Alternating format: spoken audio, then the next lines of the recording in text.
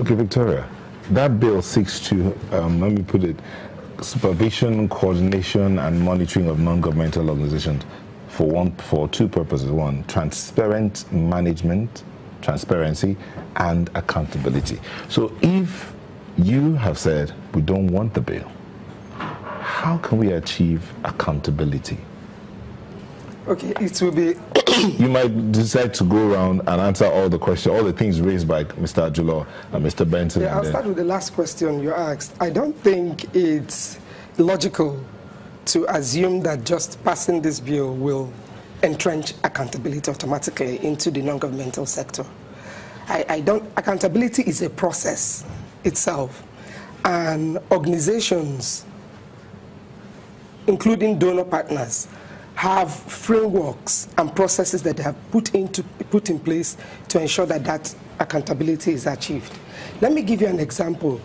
Kayode mentioned a lot of resources, people getting a lot of money. You might hear on the news that the FID gave Gimba Foundation $2 million. On paper, that is the total contract sum, but nobody credits your account with $2 million. You might be getting the amount, maybe $50,000 every quarter. After you give a thorough, detailed analysis and reporting of how you spent $50,000, you get another tranche of $50,000. That is how you keep getting it until you get the full contract sum of $2 million. That is an accountability process. It's not made possible by legislation or a bill. Then he said something again about NGOs, you know, a lot of things happening in the NGO sector. Part C of KAMA talks about how to incorporate incorporated trustees. Most NGOs are formed as incorporated trustees. The whole of Part C of KAMA are registered, just talks about organizations formed in that manner, and they're usually non-profit organizations. Okay, hold on. For the sake of our viewers who do not know, what's KAMA? KAMA, okay, the Companies and Allied Matters Act 1990. So there is a special procedure, which means that even the lawmakers who designed the law thought about some of these concerns. So there's a special procedure. If you're incorporating like a public company, you know, limited by shares, you know, if your share capital is 10 million, it's divided among the subscribers, and blah, blah, blah, blah, you know, within a few days you get them. But for incorporated trustees, you have to publish the name of your trustees. You have to first of all search for name, get a name, get approval. It takes days. And after that, you publish your trustees, publish your aims and objectives in 2 national dailies. There are so many things that you're required to do, a very elongated process, where they are also just free, you know, some kind of scrutinizing your actual aim and intentions. After you go through that process, the company is eventually incorporated. No, it's incorporated and becomes a legal personality. Then there is also the other issue of Part 331 of KAMA. Maybe I'll refer to Kayode Ajulo. He said that KAMA regulates only formation of companies. That's not correct. All companies registered, incorporated in this country are required to file annual returns. What are the contents of your annual request? You make disclosures of every income, every expenditure, every inflow that you have made in the course of the year. And if there is any discrepancy in your reporting or in your analysis, KAMA will have the right to investigate your financial operations. It's a regulatory function. It's not an information issue. And you file that annual returns, apart from the first year that you are given a grace period, every other year you file your annual returns. Then the question you probably should ask, are all NGOs filing their annual returns? If they are not, where should the hammer fall on? It should fall back on KAMA to tighten that regulation. You don't form a new body and say, KAMA, because you failed to ensure organizations file an annual return, let's form a new body that will do it better. And KAMA will still be existing, and you've not repealed KAMA.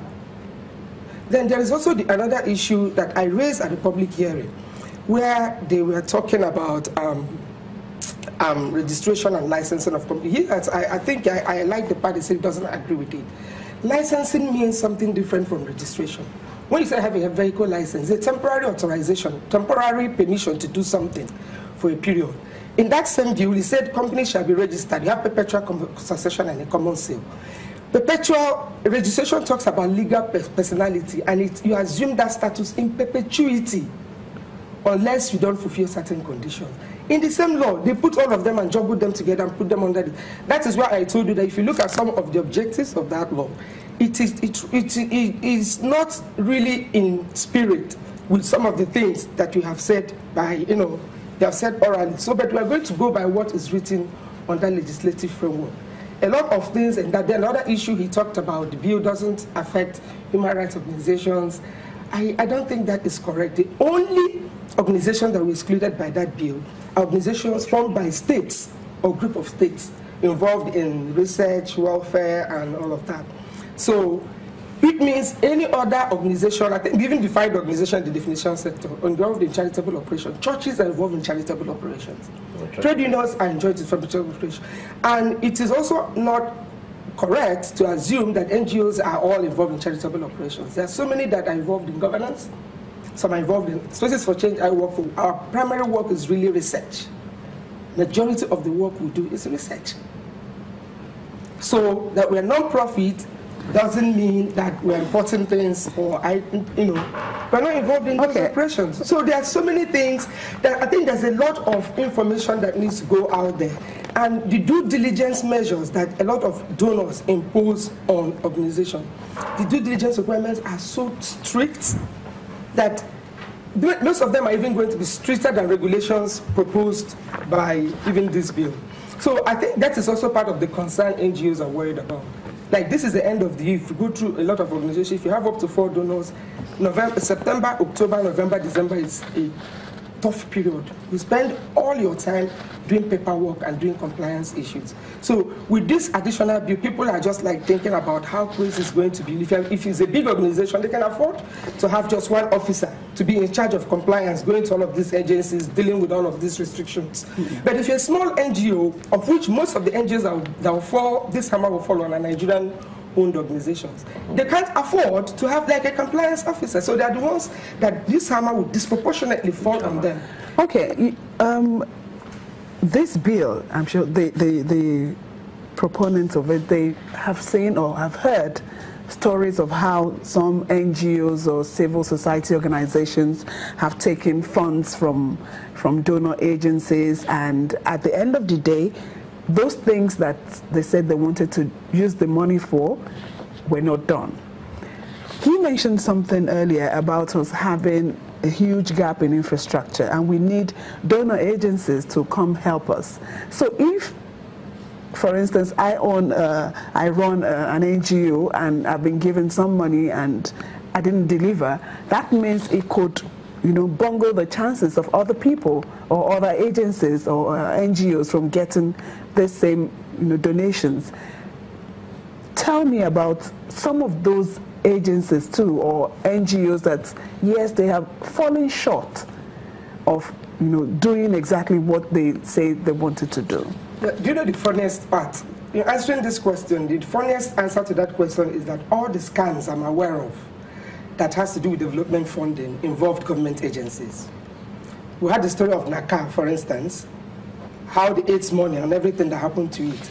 I'm not sure of organizations that were involved, but I'm sure of all the government departments that were involved. In the IDP, all of the scandals, that monies that grew wings, they channeled into cutting grasses and all of that. It was government officials and government agencies who were involved. We've had stories about terrorism financing, and NGOs have had that, you know, claim that they could be used for. I've not heard about one single organization that was named.